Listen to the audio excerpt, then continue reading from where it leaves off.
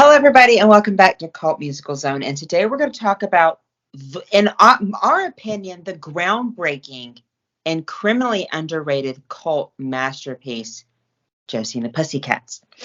And there's a lot to unpack here. And Ashley and I were just talking about how it blows our minds that people still haven't seen this film, especially if you watch the film, there's no other word to describe it besides groundbreaking. So before we get into it, of course, Josie and the Pussycats is based on the Archie comics. And so this was, I guess, an attempt to bring the Archie comics into the 90s, as they had already done before with the failed 1980s pilot movie called Archie Returns to Riverdale. But I digress. So, Ashley, I feel like you are the Josie and the Pussycats aficionado. Do you want to give some backstory about your history with this film?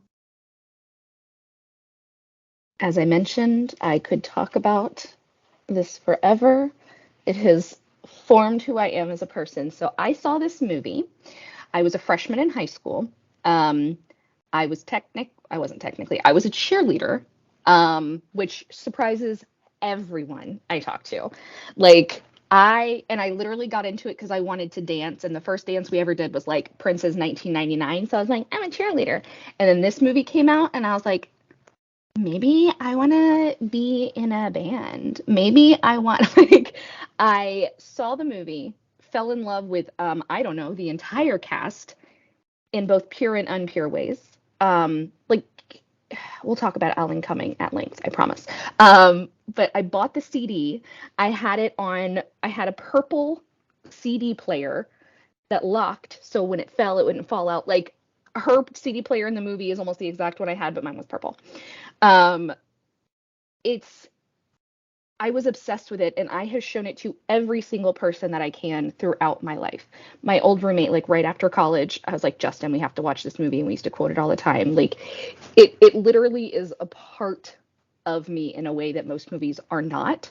So the fact that so few people have seen it is truly shocking, because I'll say right now, if I had never seen it, I would still basically probably be similar to the same person. I still would have quit cheerleading. But if I saw it for the first time today, but it was still made back then, I would still love it. Like, that's so rare that you can say that about a movie that you're like, oh, I loved it as a kid. But this one, I could watch it now and be like, oh, well, this just shot to my top 10 for sure. So that's my love. I have a shirt. It's got the Sega Mega Dome. It's like, I have the vinyl. I have, like, the fact that people are watching the show Riverdale, I don't know if it's still on, but like haven't seen this movie, I'm like, I just don't know what you're all doing. So, for real. So that's my history with it. Obsession. So my introduction, of course, to Josie and the Pussycats, I used to love the Archie comics growing up. And so I remember being at the checkout at the grocery store or Walmart. I would always ask my mom, can I please get the Archie comics? Because they came in like the paperback, and they had different comics together. And I loved the Archie comics. I loved the Archie comics. Which led into me ordering the 80s movie Archie Returns to Riverdale on VHS out of the Archie Comics magazine. So I had already a love for the Archie comics already at that age. I remember when this movie came out, I was 11, and I didn't see it when it first came into theaters. I don't think anybody did, because it wasn't in theaters very long. But I remember getting it on DVD used at Blockbuster Video. And I remember my brother brought it for me. And I was 11, so I really didn't understand what was going on at all. I thought it was, I lost interest very quickly, because looking back, I guess the reason that I lost interest in it is because I was the demographic that they were making fun of in that film. Like Britney, Christina, Backstreet Boys, NSYNC. Legitimately, I was like the girl in the beginning of the movie who's like crying over du jour, and she's like, ah! Like, I was a 90s kid. But I think the reason that this sort of missed the mark, we'll get into it, is because it was filmed in 2000. It was sort of like we talked about Teen Witch. They were filming it And by the time it was released, it was already outdated. So even though they were filming this in 2000, 2001 was a completely different time than 2000 was. I mean, Backstreet Boys' Millennium album, I remember came out in 2000. Britney was really big in 2000. But I think 2001, you got into like Nickelback and all those really weird, like Ashley Simpson. It was sort of the beginning of that. Do you agree or? Yeah, I mean, there's a book by Chuck Klosterman that's called The 90s, and it talks about how the 90s technically started when the Berlin Wall fell, and the 90s ended when the Twin Towers fell. So like this is fully entrenched in that aspect in the 90s. And as I was rewatching it, because I will always take an excuse, I was watching and I was like, this movie is to the 90s. 2000s is still the 90s. Being fully aware and sentient at that time, it's the 90s. This movie is to the 90s that Earth Girls Are Easy is to the 80s. Like, it's such an overblown snapshot of the time period. Like, I had, I did the haircut. I put red in my hair. I cut up my clothes constantly. I did the little ties on the side. I did the body jewel tattoos and then like the glasses that were faded and they had like I lived this movie both because of it and beforehand because this is absolutely like that very entrenched beginning of like Paris Hilton and all of that. Like, I mean, if you look at Melody's damn pants, for the love of all that's holy, like she had to shave to wear them. They're the lowest low-rise jeans that have ever existed. Also, they all had their clothes custom made for this movie. No big deal. I knew that. But yeah, it's definitely a snapshot of that time period. And if you weren't there, you're probably like, oh, this is absolutely overdone. And you're like, no, this is exactly what it was like, except we didn't have money. So I absolutely agree with that assessment. I remember living through this decade. I mean, I was 11 in 2001, but I remember living this decade. And I was obsessed with Scooby Doo. And after Scooby Doo on Cartoon Network, you had Josie and the Pussycats, and you had Jabberjaw, and you had all these like really cool, campy 70s cartoons. So that was my introduction to Josie and the Pussycats. And so when the movie came out as an 11-year-old little boy, I thought it was going to be like a direct adaptation of Josie and the Pussycats. And so I was confused about what was going on in terms of plot. And you made a really interesting point is that, this film came out in April 2011. And, you know, it seems to be the blame game sometimes. 2001. Oh, You what said did I? 2011. Oh my Sorry. God, You were 2000. 11, 2001. I got you. Yeah, or 2000. Yes, I was 11 in 2001. But I mean, I think with the producers of this film, they never did the blame game. I feel like a lot of producers and studios blamed 9/11 for failures of movies in 2001. Like Mariah Carey still to this day still blames September the 11th for the failure of Glitter, which is another kitschy, campy cult musical that is so bad that it's great. I mean, Reefer Madness on Broadway closed because of 9/11. So I mean, yes, absolutely a lot of things closed, but this movie was all its own. Yeah. And I don't think the failure has anything to do with that tragic event. I think it's because, and I know we say this so often, but I really mean it when I talk about Josie and the Pussycats. Just like Shock Treatment, it was way up before its time. And I think it says a lot about audiences, how stupid audiences are that they don't get it. Shock Treatment and Josie and the Pussycats are making fun of the audience that are actually watching the film, and they don't get it. Do you agree? As a person who doesn't like Shock Treatment, yes, I still agree with you. I absolutely agree. You were saying like the movie was basically making fun of you as an 11-year-old, but like I was 15 and I'm like, yep. I was never like a screaming boy band. Like I loved NSYNC. I went to see an NSYNC concert. I wore red leather pants. It was great. But like I loved it in that first of all, I love Can't Hardly Wait. Like with all of my heart and soul. So I knew because that team had done Can't Hardly Wait and they were doing this movie. I was like, I'm gonna love it. Like I knew from like the first moment of like seeing the trailer, just the same way I did with Moulin Rouge. I'm like, that's gonna be one of my favorite movies. Or Sin City. It's like it snaps and you're like, mine. That's gonna be part of me now.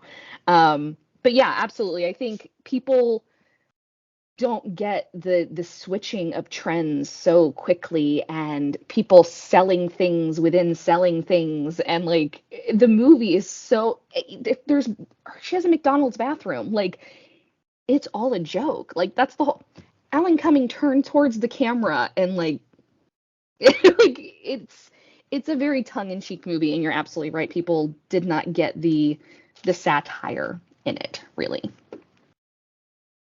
And there's like, I think I read that there's 73 product placements in this film. 73. And it blows my mind that those 73 companies agree. I don't think they realized that the producers and the writers were actually taking the piss out of the companies too. Well, I read somewhere that a large portion of their like the not their profits, but like a large portion of production was paid for by Target, by Red Bull, by Diet Coke is the new Pepsi One. Like all of these things, like the plane, the just tiny little things, Steve Madden, candies, just, I mean, the makeup scene alone with all of the different I'll tell you right now, girl, I wore purple iridescent eyeshadow for 2 years, just straight over my eyelids, like Mimi from Drew Carey. I'm dating myself. It's fine. But like, it was a thing. And it honestly, it shocks me that more people don't know it. Like, I have a lot of friends where I'm the person who's seen the most movies, like newer movies. So to be like, no one else has seen it, I'm like, I'm sorry. This movie is it's so good. It's so good and so stupid and so quotable.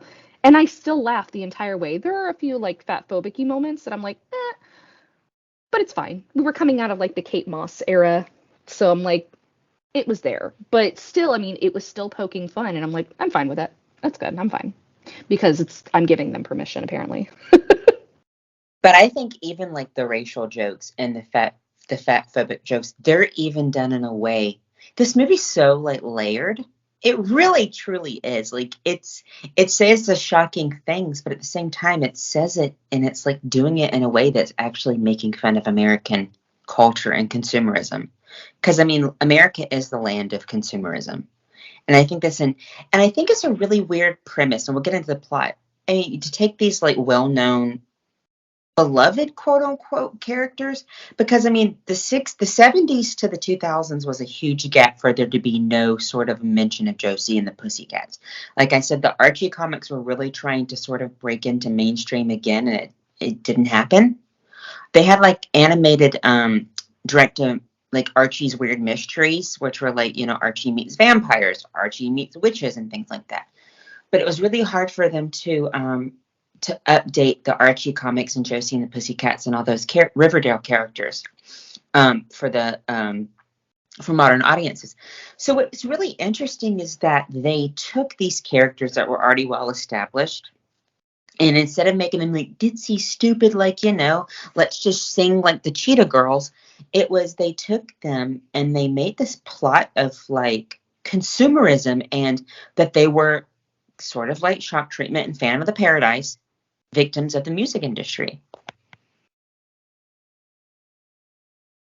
I mean, it is absolutely like Josie and the Pussycats were a vehicle for this very timely period piece of being like consumerism sucks. Like we all have to be a part of capitalism because we don't have another choice. But here's how it's garbage. So like I watched this movie and I remember like from that point, and I know later you're going to ask me about the legacy of the movie. However, I still catch myself being like, I have a perfectly good blank, but I really like the packaging on that. And catching myself being caught, and I wouldn't, I mean, maybe I would have, but I catch that because of Josie and the Pussycats. Because it like put in, like, it's a little earworm and it's like, Ashley, your microwave works fine. You don't need a new cooler microwave. Like, it They're new, they're orange. Like, just because something is new doesn't mean that it's better. And we do definitely have a culture of consumerism. We have a throwaway culture. I mean, everybody wants to talk about I'm clearly, you can't see my background. I'm not a minimalist, but at the same time, like, I'm not out like having to drop hundreds of dollars every weekend when the new whatever comes out. But Josie helped me to be better at spending. I bet most people won't get that. They will not have that takeaway, but that's what happened to me in my formulating 15-year-old brain at the time. So, thanks, Josie. Well, the throwaway culture, I mean, you said that, and this movie, I mean, talks about throwaway culture and consumerism. Look at the line. Oh my God, pink is the new red. And just like, it's, I think I'm going to stop myself. I have so much to say. I'm going to let you ask your questions and I'm going to work it all back in there because I'm going to be like, I'm going to get no, super. You know what I mean? Okay. you're like, So, you're like the aficionado of this movie because a lot of fans of this blog have never even heard of this movie or never seen right. one. So, I think if I were to make a tagline for this movie, it would be I'm a trend pimp. I'm a trend pimp. She says I'm nobody's pimp because they're putting subliminal messages in their music without their knowledge. Like, you see it all the time, like artists when I'm going to take it back. Nirvana didn't know how much their tickets cost. And they were like, "Wait, what?" So like the music industry does these things. Taylor Swift having all of her songs stolen, like stolen, but like there's so much in it that is still relevant. And I think probably my favorite bit is the behind the music. It's like, do you ever wonder why so many rock stars die in plane crashes or like, and it's dark, but when Alan Cumming is about to crash the plane to kill Du Jour, star-studded cast, Breckenmeyer, Donald Faison, like Seth Green, just I don't know the other guy. Apologies. But he goes, take the Chevy to the levee, which is about Buddy Holly and the Big Bopper in a plane crash. And I was like, and I knew that when I was 15 because I grew up on old music. So no one got it. And I felt like I was part of an inside joke, which is like a really awesome feeling for a movie, but probably doesn't benefit them much in the theater when your target audience is teenagers and you're quoting something about Buddy Holly. So, but it's like, it's kind of like a how the tiger got its stripes, like almost like a parable. It's like, this is how we get rid of people. Watch MTV be a part of it. I mean, the fact that Carson Daly is in this movie at all shows how outdated it was almost immediately. That was all I was. I was just like, take this Chevy to the levee. But yeah, I mean, it was saying a lot and not, it wasn't pointing it at the right people.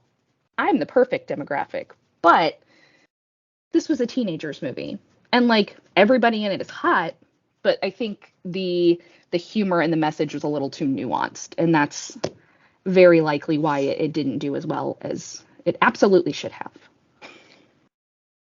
And I know, I mean, sometimes I watch our videos back and I laugh because I'm like, I find like complexity in these cult musicals like Teen Witch, and you and Walker are just like, like, but the thing is, it's like they do. Like, regardless if we realize that these cult musicals are really cognizant and aware of what they're doing. I mean, you have The Apple, you have Rock and Roll, Shock Treatment, and Phantom of the Paradise, and Josie and the Pussycats are all about the warning of the music industry and also the warning of American consumerism. In every single one of those films, those cult musicals, the record industry and the film industry, American sort of consumerism is portrayed like satanic. And that's not something that's like unaware or unconsciously done. It's like, you know? Yeah, you can't accidentally be like, whoops, and like accidentally fall into something where you're demonizing the music industry or Hollywood in general. Like, it's absolutely like when Josie's at the party and she's like, no one thinks I should be here. And it's like, yes, of course they don't think you should be there. Like, you're just a vehicle for consumerism, and like it's just so wild. I mean, even like it's midway through the movie and he's like, "Don't worry, I'll have another band by the morning." And she's like, "No, we can't. We've already sold everything." Um, but the fact that that's his job in the movie, his job is to corral these children and make sure that they're compliant, and if they're not, that he kills them. Or does he? Well, look Um, how much has come out about some of these record producers recently. I mean, Scooter Braun. I mean, who is actually a producer of the Gem and the Holograms movie. So believe it or not, there's a really weird Blumhouse, Jace, like all of that. But I'm like, a lot of that's true, and it makes you wonder. It's like, I'm surprised. I think whoever wrote this film and the producers of this film actually were pretty brave to be calling out they were calling out the studio that produced their own movie. well, I mean, it's just like comedians back in the 80s, the 90s, who would call out Woody Allen for being a fucking creep. Like, or people who knew Weinstein was a POS. Like, there have been Courtney people. Courtney Love, in an interview way before all that came out, they said, "Do you have any advice for young girls trying to get in Hollywood?" She says, "Never go to a Harvey Weinstein party." But nobody listened to her because she was unhinged. Just like this movie, no one watched it, so no one knows. No, I'm kidding.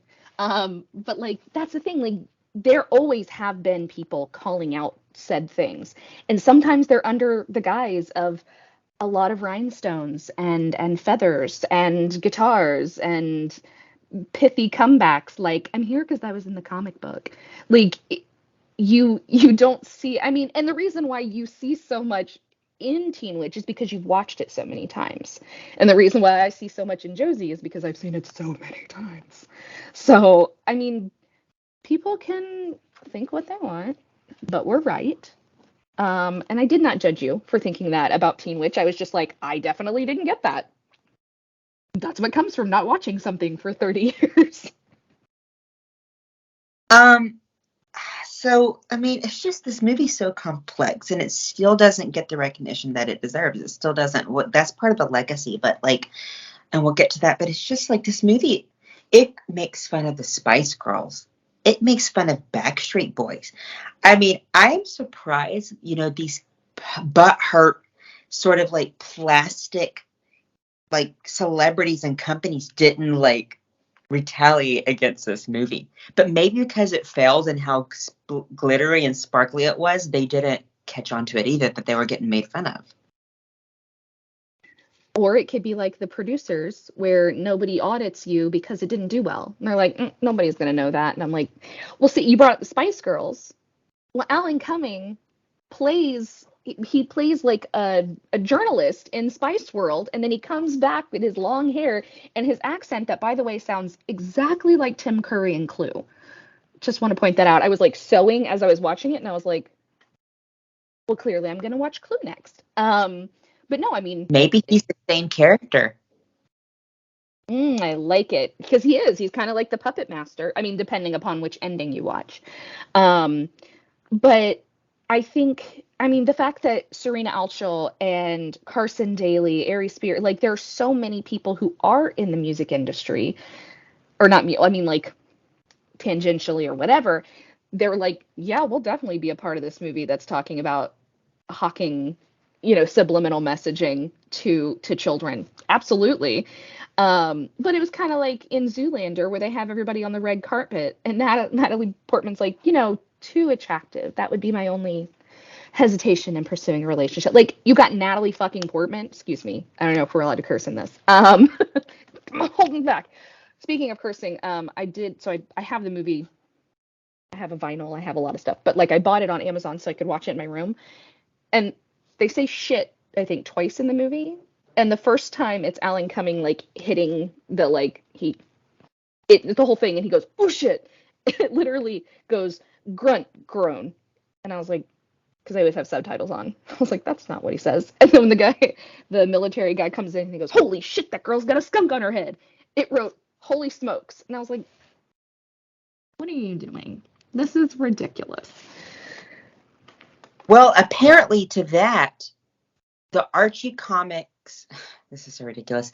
The Archie comics were not happy with the film cussing and the mature themes that they distanced themselves from this film, which is really funny. And we'll get into the legacy now of like what Archie comics has become.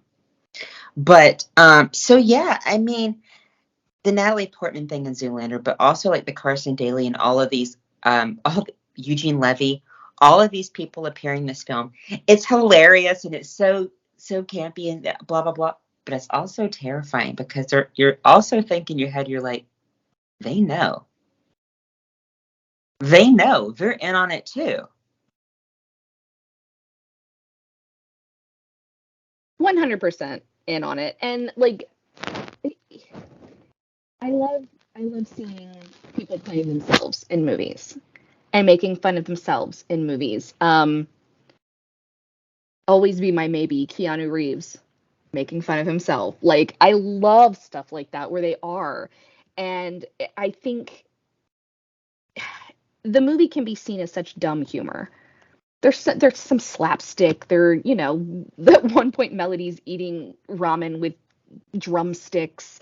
She's so stupid. There's like a joke about honk if you love pussy cats. Like it's like super teenage humor, but behind it it's like, oh.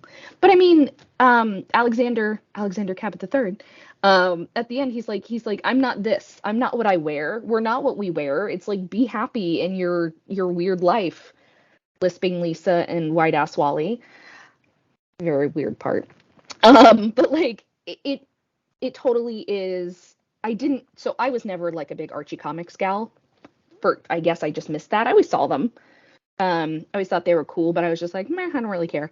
So I didn't realize that they didn't like they weren't like happy with it. That's wild. No,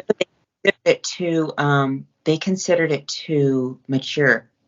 Also, if I'm not mistaken, because I did some research, I remember seeing at Blockbuster I remember this. There was a family-friendly version of this DVD. I don't know if you remember. It had like a pink line across the DVD case, family-friendly version, where they cut out the pussy references and they also cut out the shit.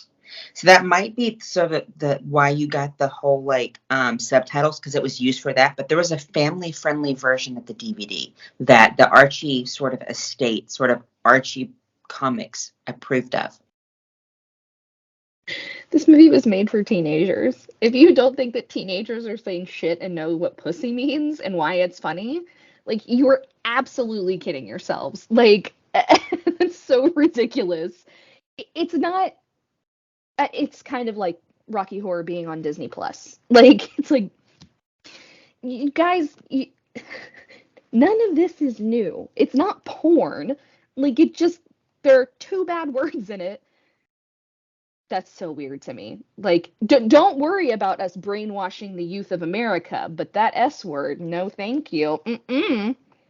And it's terrifying to actually, it's actually not a full circle moment. It actually makes me like, some art just needs to be left alone and some art needs to be left niche and some things need to be left alone.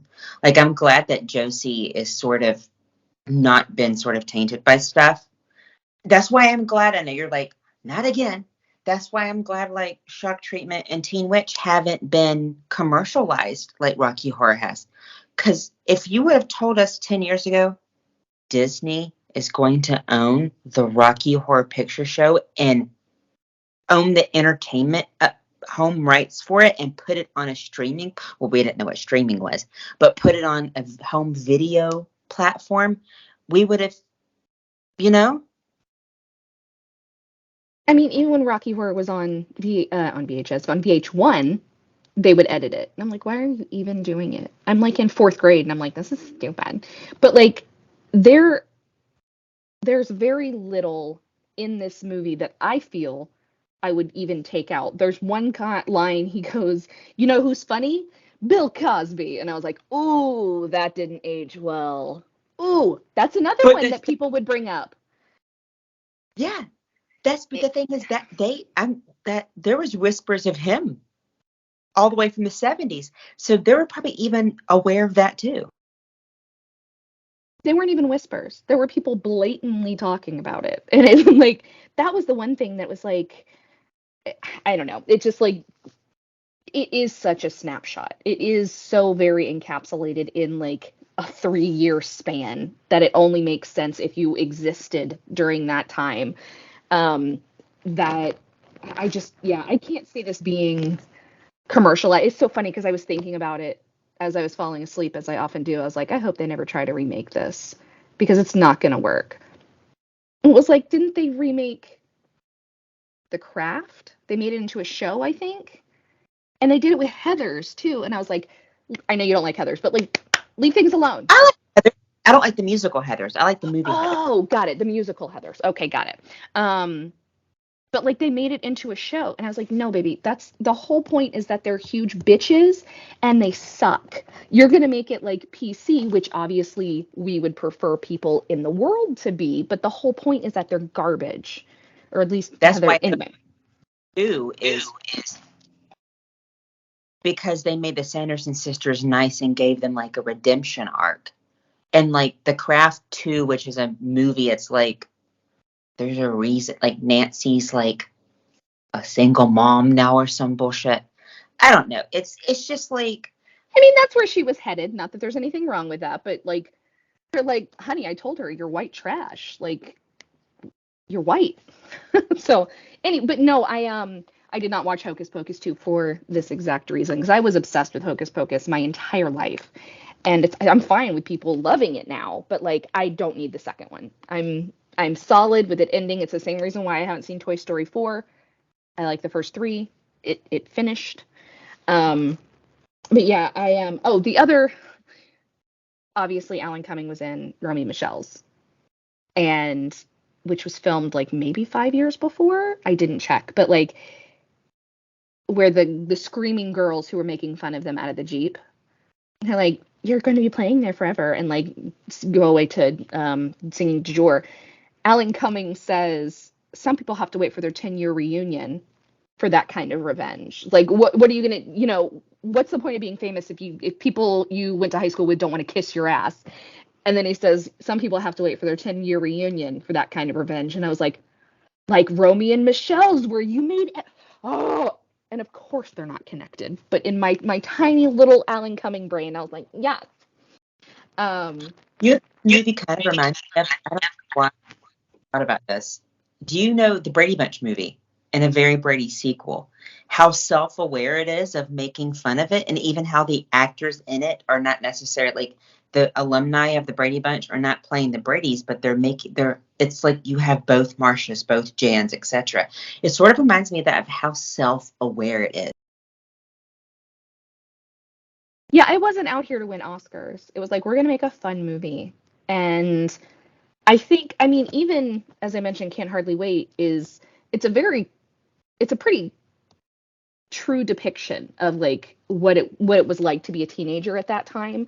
Whereas this movie's like, nope, it's all theater. And I love that. I love that it's over the top and everybody's a caricature of themselves. Except for Rosario Dawson, who by the way is a smoking hot babe and always has been. And even at that time, I was like, I have curly hair like Rosario Dawson. I have big boobs like Rosario Dawson. Like I was so in love with her. I didn't watch Kids when I was younger. I shouldn't have. It's awful. But I remember falling in love with Rosario Dawson immediately, and I was like, and I still And love her that's to what's this day. that the three main leads are three besides Rosario Dawson, but even she is like too cool for Valerie. She's too cool to be Valerie.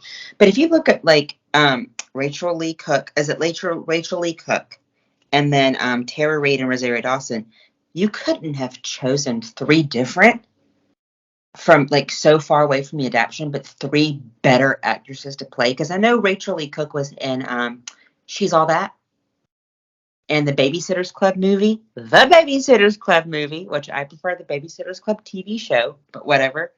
And then, Tara Reid, like I couldn't tell you besides this movie what Tara Reid has been in, but I knew growing up who Tara Reid was because she was always in the tabloids and she was always just happened to be on the red carpet events. She was in Van Wilder, and she was in the American Pie movies.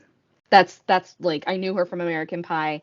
I knew her. I don't know when Van Wilder came out. It might have been after this, but I knew her from American Pie, and she was actually dating Carson Daly at the time. So him being in this movie, she's like, "Do I get to touch Carson?" And it was because they were dating, which I thought was awesome. Um, but yeah, like, and I didn't know Rosario Dawson had been in nothing that I had seen. And then I don't think I saw her again until Rent, and I was so excited. And then she was in 7 Pounds, and I'm like, cool, break my heart. I still want to marry you. Um, but yeah, Tara Reid hasn't done a lot in a long time. But I mean, the cast is wild. The cast is so crazy. And I mean, we would be remiss to not mention how fucking iconic Parker Posey is. Like, she is everything. I remember people be like when I was younger, they're like, "You look like Parker Posey," and I was like, "No, I don't." Stop. I always Love loved Parker Posey. Parker Posey. Oh man, it's a perfect name. Well, and Missy Pyle, like their cast is so good. I'm gonna keep gushing, and this is going off of all of rails, so I'm gonna let you take control again. Well, before we get into the music, you keep talking about that particular film that you really like, um, which the director of this film did. And doing Yeah, research, can't hardly wait. yeah, were these his only two films? Can't Hardly Wait and Josie and the Pussycat? Her. Yeah, I think it was her only two. It's funny because Parker Posey's character and Alan Cummings' character went to Huntington Hills High, or Huntington High School, and that's the high school from the movie, from Can't Hardly Wait. And even when they're in like the control center, there's one of the marquees that goes across the screen is Can't Hardly Wait was an underrated film. And I remember seeing it when I had it on DVD, and I was like, I've seen that. So this is just a movie, and I'm just like, let's be friends. I know it's not Amy Heckerling. Amy Heckerling did Clueless, but like, it's one of those like high-powered badass women who just I don't know if she's done anything else. Honestly, I wouldn't be able to say that with any confidence. And I mean, this is like somebody could write a PhD thesis on this film.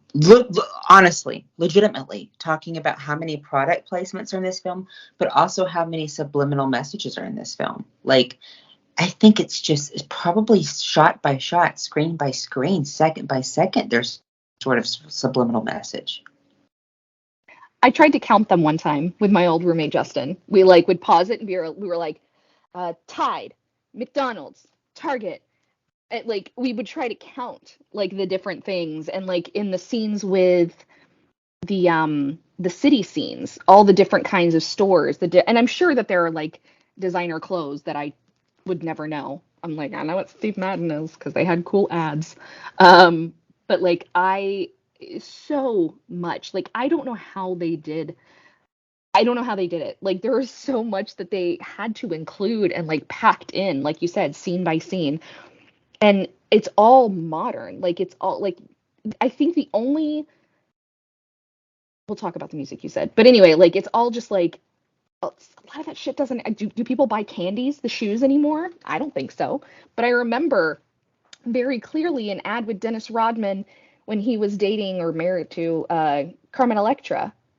And they had like, and they were both like putting on makeup and like wearing skanky shoes. And I was like, I want those shoes. It was basically like the grown up version of a milk ad when you were like flipping through your teen magazine, which I ripped out and taped everywhere. Oh God, I miss it. Um, but yeah, and the music in this film is not the type of it was kick-ass and like really sort of groundbreaking in terms of it was sort of making fun of Britney and Christina and Spice Girls and Backstreet Boys and NSYNC and all those other ones because the music in this film are these kick-ass. It's like a weird juxtaposition between Du Jour and their weird like Backstreet Boys sort of like O-Town stuff, and then Josie and the Pussycats are like fucking badass punk rock chicks. I, as I had messaged you, Backdoor Lover is a sleeper hit. I love that song. So, did I know what it meant? Did I know what when I watched it initially? I'm like, Backdoor. I had no idea, but I loved it. And I mean, the fact that the band is called Du Jour, like, even just that by itself, I'm like, yes, because I knew what du jour meant. Unlike, I mean, maybe I'm just like extolling my virtues as an English major. I'm like, I knew what du jour meant, but like, that's just how I grew up. Like, I learned these little things, and I'm still very sad my Because ears aren't showing. it's like consumerism. It's It like is, yeah. they're a product. Um, Yeah. And I love like they're I mean they only have two songs that they play in the movie, but I just love when he goes into fucking Virgin Megastore and he's like, "Oh, I'm from the label, play this song." I think the line where it's like Serena Altschul says it, she goes, they have not released a statement yet, but they have released a limited edition box set." I was like, God damn it. But they are like they could have so easily just made them like bubblegum princesses. They could have made them, but I mean, look at their house. First of all, their house instilled something in me that has never left. I'm like, I want a purple polka dotted house. I want patterned. I'm 37 years old. And I'm like, I want that house. Rewatching it, I'm like, that. I want that. I want that. I want airplane seats as a couch. Anyway, but their music is badass, and I know one of them is a cover, but I don't money. I think that's the only cover. But the rest of them, and they learned. They went to frickin' band camp and they learned to play bass and they learned to play drums and and they did backup vocals for the actual singer who's singing it. So it's very uh that thing you do in that way. Like they learned the instruments while they weren't the recording artist. They did it so they didn't have to play around it, when they were filming, which is just absolutely anybody who learns an instrument for a role alone, amazing. I'm like, bravo, ladies. And so like they became best friends and I was like, I want this. But I do love the music. Yeah. Before we get into their songs, there was something that I noticed rewatching this film. So at the beginning at the airport when DeJour like gets off of the airplane and they're like, "Oh, could you sing us a line?" And the three or four boys sing, and their voices sound something completely different than the record. That again, I think that's a joke that you get a couple of times. It's kind of like the Milli Vanilli effect.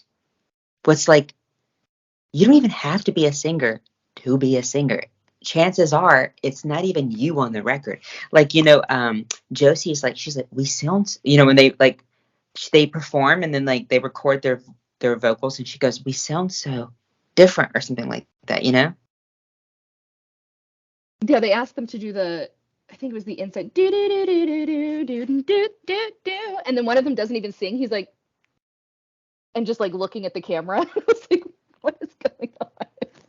It absolutely like it's very much the Milli Vanilli is perfect. Like that's an absolute. I mean, you've seen like videos where like they actually record what Britney is singing into the mic instead of what they're playing over, and you're like, oh.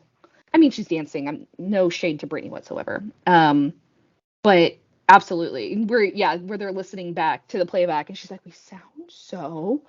I want a Big Mac," and so it's like, it doesn't matter what they sound like. They just need faces. And then that's why I like at the end where she's like, "I'm gonna play you a song you haven't heard, and there's not gonna be anything in it. Hopefully you like it. It's okay if you don't." And I was like, "Yes, that's okay." Oh, I love her so much. mean, legitimately, like, I'm a Milli Vanilli fan because, like, the movie's going to come out. Milli Vanilli could actually, both of them could actually sing. Rob and Fab, they actually could sing.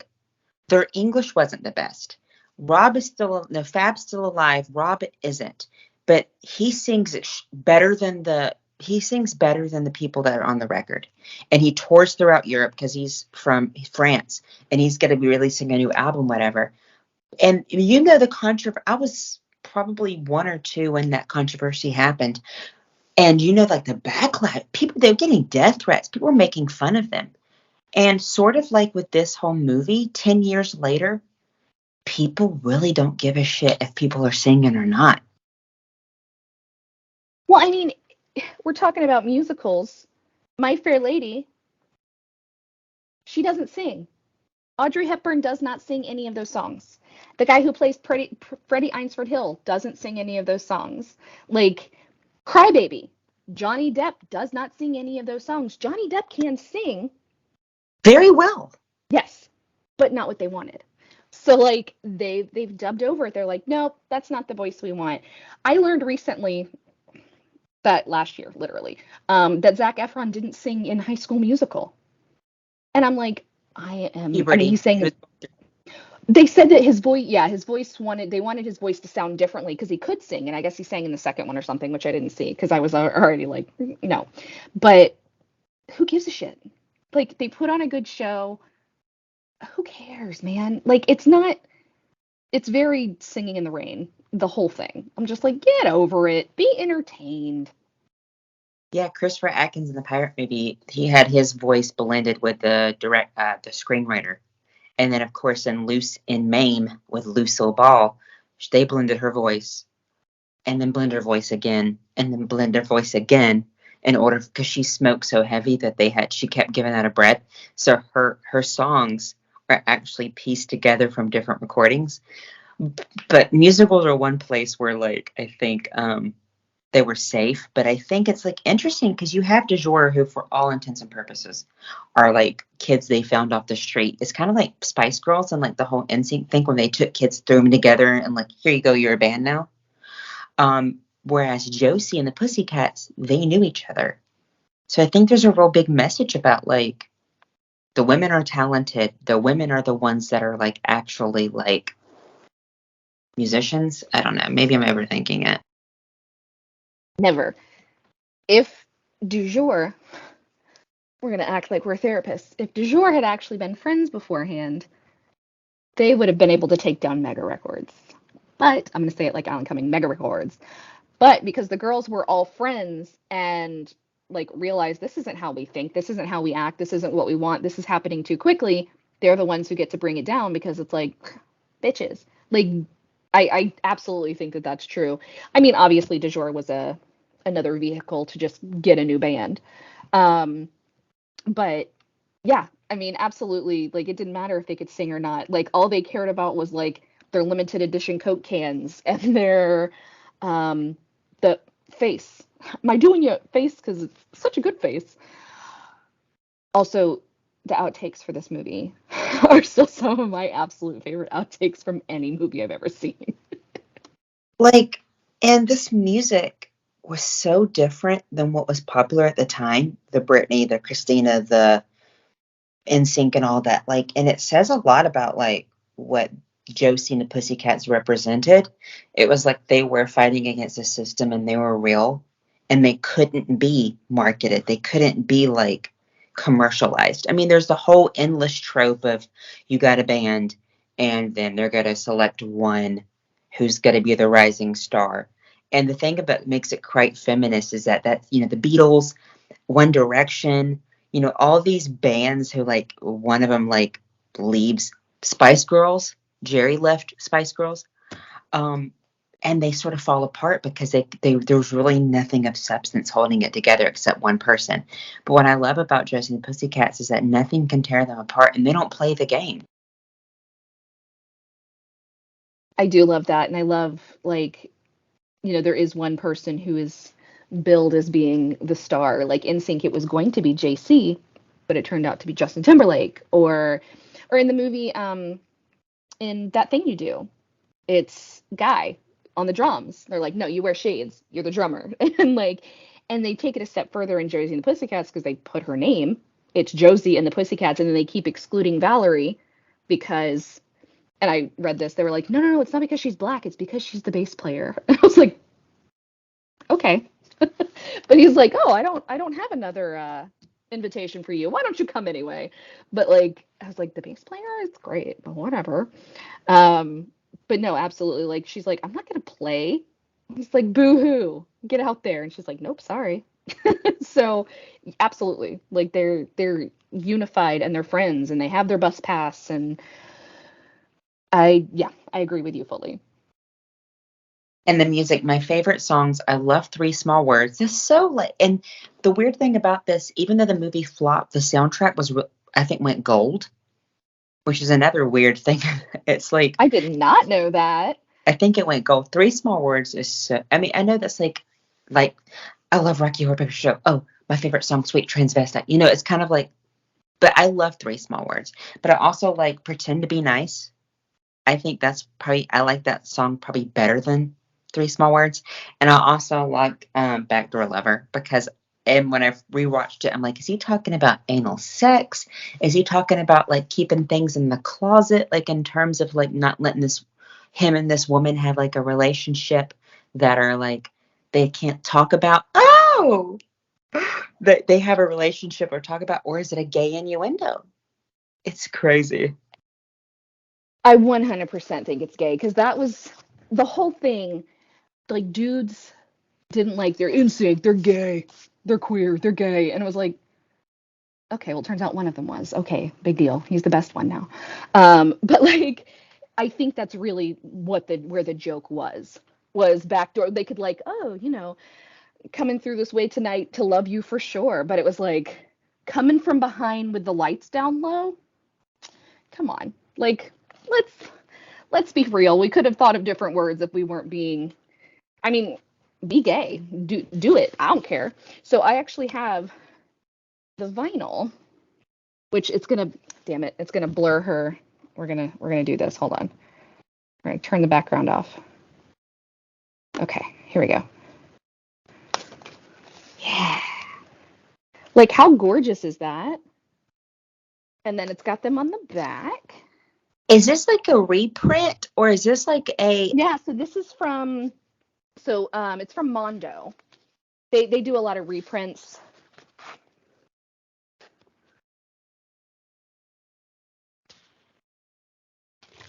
But it's also got this like amazing it's like the whole basically the CD insert, but huge. And it's got like production photos. Hold on. There's the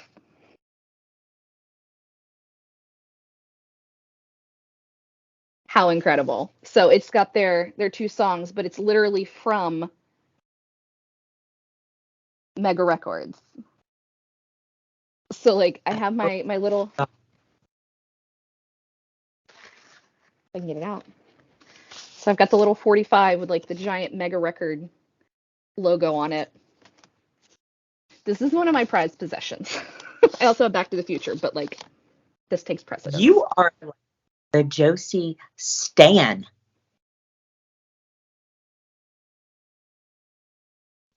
It's so crazy. And like, so moving on from the legacy, of course, when it released, nobody got it in terms of nobody got what it was talking about.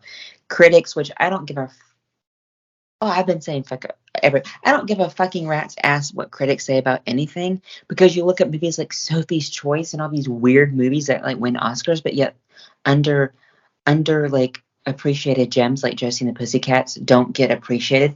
But then it became cool with like, our generation grew up to become writers for like AV Club and Vice and Rolling Stone.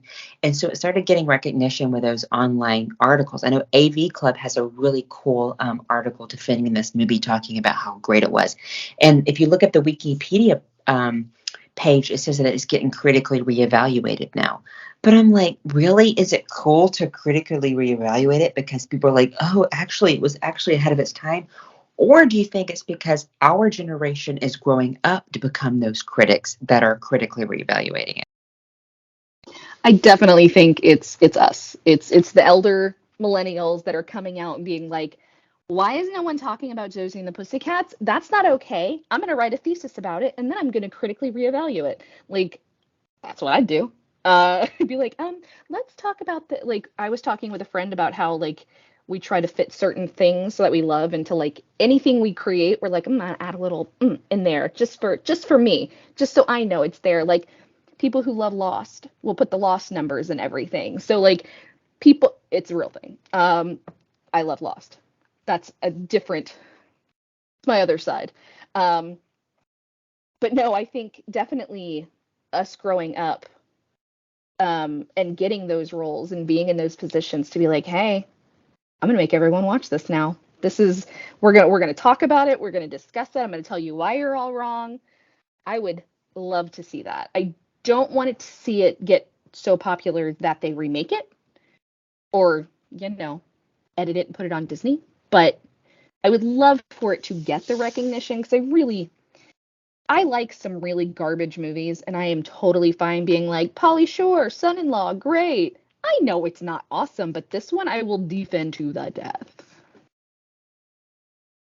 Yeah, so there's a danger of it losing its actual like masterpiece sort of cult, I don't know, significance if it gets too critically reevaluated. And then maybe that's selfish as maybe that's selfish of us as cult musical fans to be like, no, it's sacred, we need to protect it.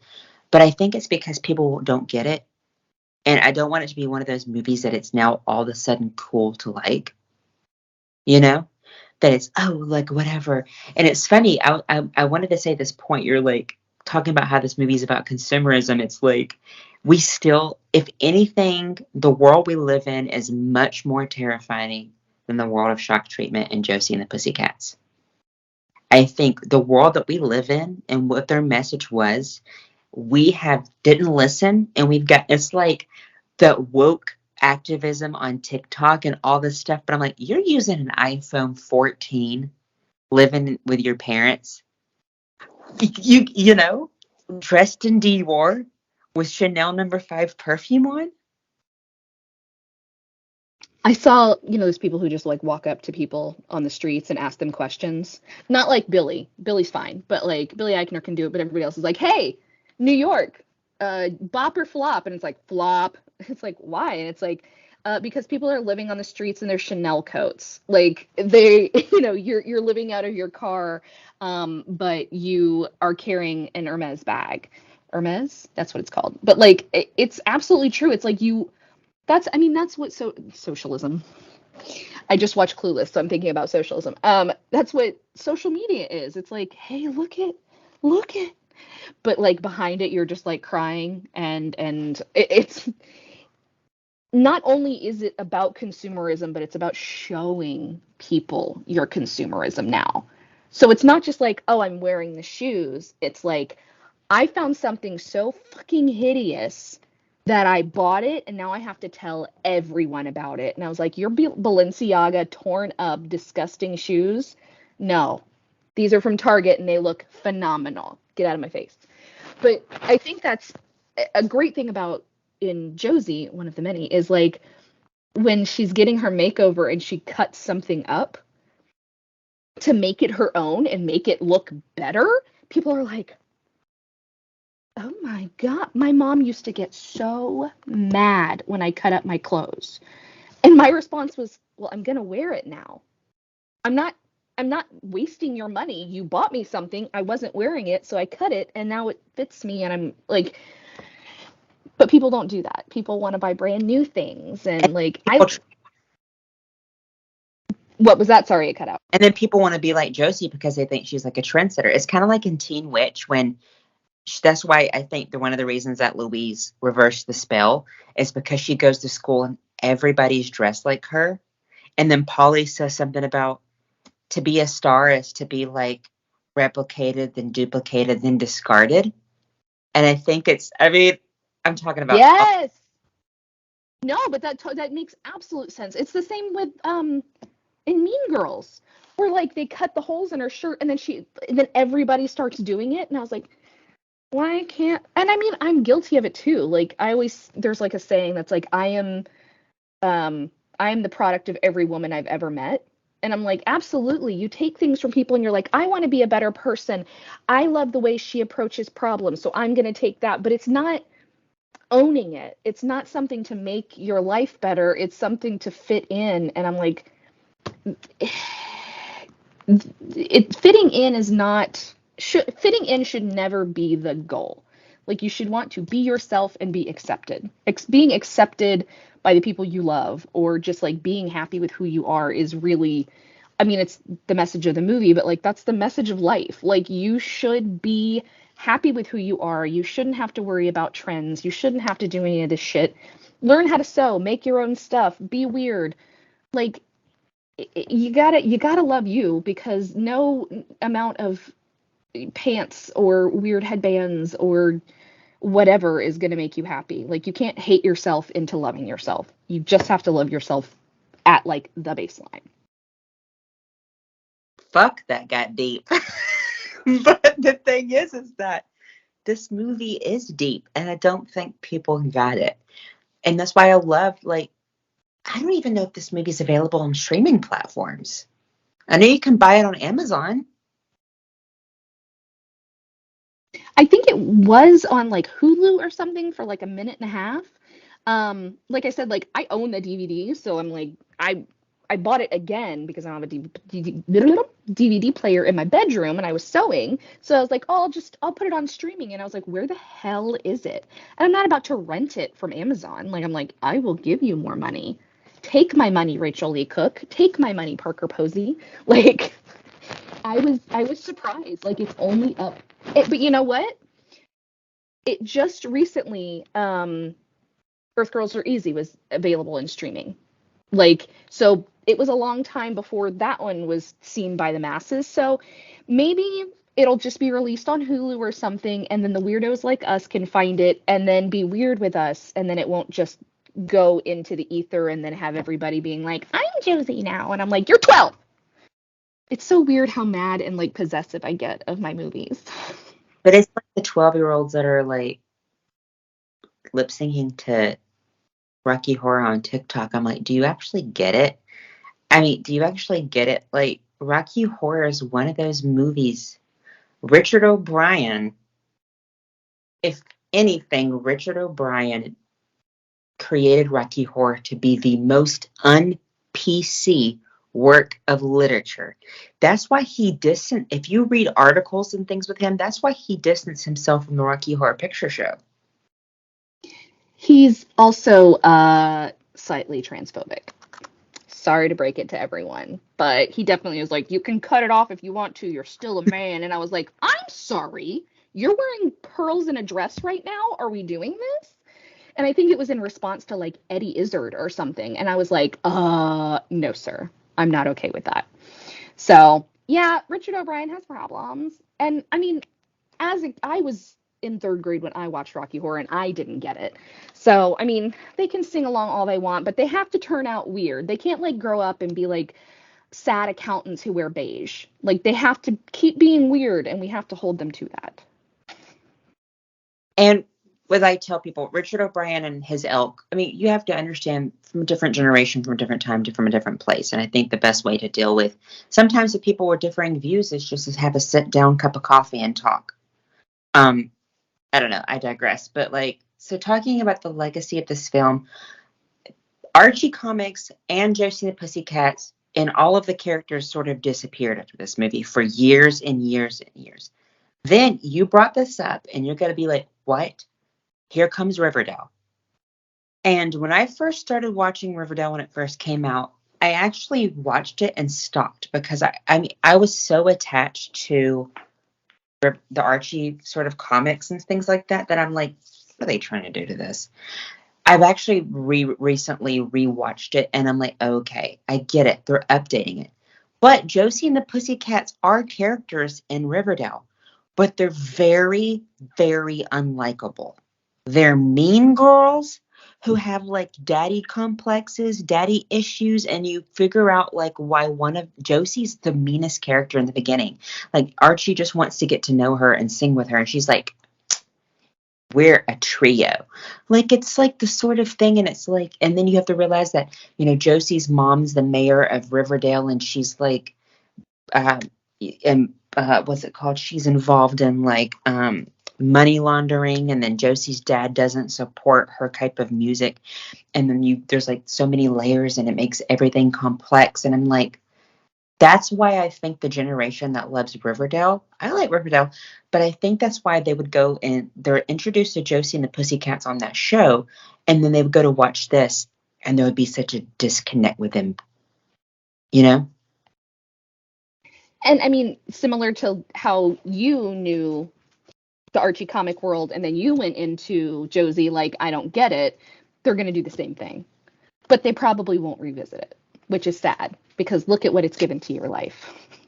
Right, and I love Riverdale, but I like Riverdale for what it is. I separate Riverdale from Archie comics because it's like why I have a little boy seeing Josie and the Pussycats. I didn't understand it. I thought it was a bit too mature because I was 11. But now that kids, watch Riverdale, going back and looking at the innocence of Josie and the Pussycats and the innocence of the Archie comics, because like Jughead is sleeping with Betty, Veronica's sleeping with Archie, Archie's sleeping with everybody. Archie and Melody have a fling in Riverdale. So it's like I was like, are these the comics? Do I need to read the comics? Never mind. no, Okay. it's the new TV show. But then again, it's like adaptations are reflections of their time period. The Archie comics in the 50s and 60s were very wholesome. Then, of course, when Josie and the Pussycats TV show came on, it was like peace and love, man, because it was the 60s. This was a reflection of the time period in which what it was trying to say. And of course, Riverdale's moody and gloomy because we live in a moody and a gloomy world right now. I mean, I think that's a perfect assessment. I have not watched Riverdale. I'm just really trash at watching new shows. But I had seen like some of the imagery, I had seen some of the costumes, and I was like, and in my mind, I'm like, that doesn't look anything like Josie and the Pussycats. Because that's my I mean, I know that there is a cartoon, like I know that during the time of like Scooby-Doo, and I knew that there were comics, but I never read those. So I was hoping, I was like, are we gonna do like kitschy fun weirdness? And I was like, oh, I guess not. But one of the Ross's kid is in that show, right? From Friends? One of the Zach and Cody kids? Okay. I know him as Ben from Friends. I never watched Zach and Cody either. Also too old for that one. But I mean, And what? Luke Perry, rest in peace, is in it. Oh, had I known, I Molly would have watched Ringwald, it. Molly, and Gina Gershon, who is Crystal Connors from Showgirls. Oh, I know who Gina Gershon is. She's a daikon. Um, I did not know any of those things. That's phenomenal. It was like when Molly Ringwald showed up in Not Another Teen Movie. I was like, I was pretty stoked. Like, I get so weird about cameos like that. But I think now that Archie comics are back in the Sabrina the Teenage Witch was a comic, and then of course it was the TV show. They take place in the same realm as Archie comics, and Sabrina, of course, is on Riverdale, which spun off into the dark series Sabrina, the Chilling Adventures of Sabrina. So at least that we have these characters of Josie and the Pussycats and Sabrina Spellman and Archie Andrews in the consciousness again, but they're different. But at least Josie's alive and well. You know? At least she's alive. Like, she's a bitch, but good for her. And then she turns into, you realize she has daddy issues, so that's why she acts that way.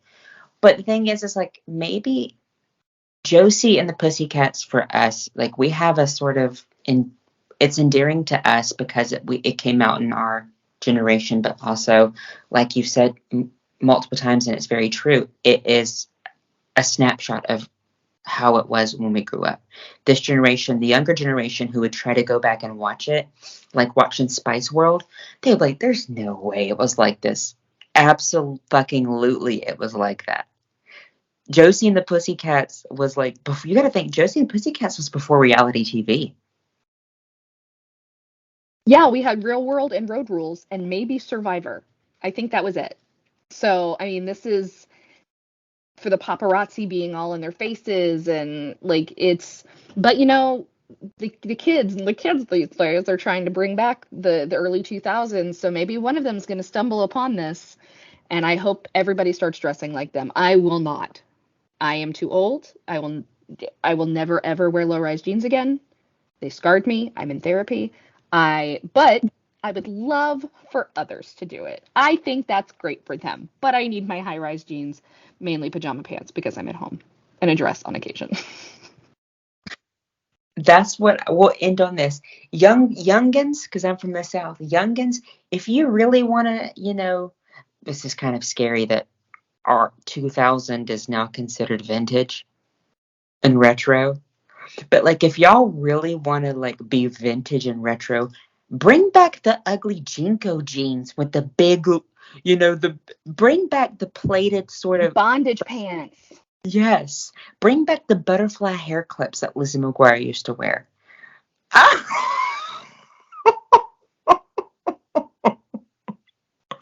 And bring back Josie and the Pussycats. If you're gonna go all the way, go all the way. You know? I love your tattoos, by the way. Uh, bring it all the way. Josie and the Pussycats and Spice World are such snapshots of that period.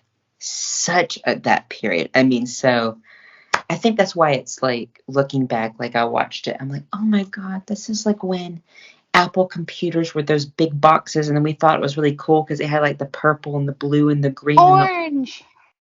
yes, and it was such. I mean, and this is dating us, but like at the same time, rewatching it, I was like, I miss that. Even though it was consumerism 101 and music basically went to shit, then it was a different time. It really truly was. I mean, this is the time of, and this is, I promise you, I'm end on this, but this is the time of like, AOL chat rooms pretending to be 45. This is the time of like having to record ringtones on your flip phones on the radio. This is the time of like, don't pick up the phone while I'm on the internet or it's going to get disconnected. This is the time of like, call me after 9 o'clock so I have free So service. free minutes. That's what I was gonna say. Free nights and weekends only. And then T9 texting. Like it was absolutely like the fact that Alan Cumming had a flip phone right by itself was enough to date the movie. Like everything else could have been updated, and you're like, I see that phone. This is the time of Tamagotchi.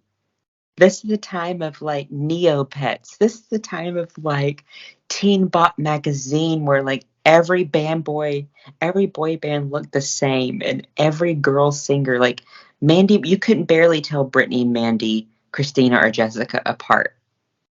It's just I was like forgetting about Jessica Simpson. Yeah, like it was absolutely, and I mean, everybody says it about when they grew up. It was a simpler time. Like before, I mean, I thoroughly remember before we had the internet. Like a lot. Like I remember getting the internet and the amount that I could be on the internet and, it was yeah, downloading songs on LimeWire and getting viruses and crap. ruining the computer. Oh yeah. So I mean, it was a simpler time, but I mean, if you watch this movie, you wouldn't know that because this movie is chaos, but it's so beautiful and it's so joyful and ridiculous, but it has heart. Like, and they are like they're not Southern girls like we are, but like they're like backwoods small town girls. Like, oh my God, I made it big. What do I do? So I mean, I think the story is timeless, and I think people would give it like they would like it if they were to give it a chance and they understand the time period. I think that's probably pretty vital to know what was happening in that time period to really appreciate the movie. But damn it, it's so funny. It's so good. I can't recommend it enough, and I do all the time. I know it really is. It's not a deep film, but it really is because especially the nostalgia factor because like it was filmed in 2000, released in 2001, and as a little boy who was questioning being gay, whatever, I saw this. I'm like, oh my God, pink walls, a purple house, but also it's one of those films that's like you imagine the summer of 2001.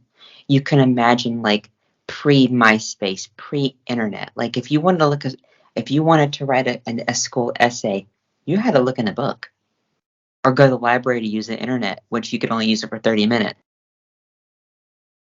We had a whole set of encyclopedias that had been through a fire. And so when I had to do reports, I had to look it up in the encyclopedia.